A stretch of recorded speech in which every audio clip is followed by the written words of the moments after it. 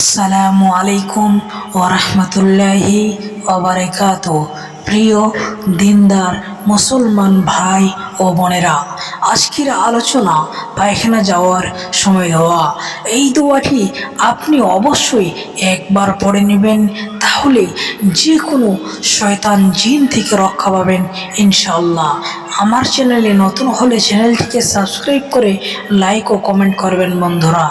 এই দোয়াটি আপনি বাথরুমে যাওয়ার আগে অবশ্যই একবার পড়ে নেবেন, তাহলে যে কোনো জিন নর ও নারী জিন থেকে রেহাই পেয়ে যাবেন। তো চলুন দেরি না করে দোয়াটি হলো, আল্লাহুম্মা ইন্নী আউযু বিকা মিনাল খুবুসি ওয়াল খাবাইস।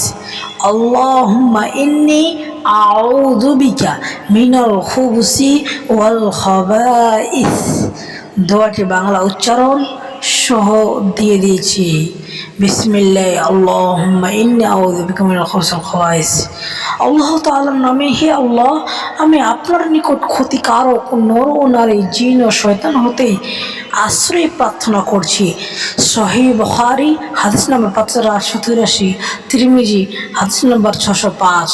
অবশ্যই আমার চ্যানেলে নতুন হলে চ্যানেলটিকে সাবস্ক্রাইব করে লাইক ও কমেন্ট করতে ভুলবেন না বন্ধুরা। আসসালামু আলাইকুম।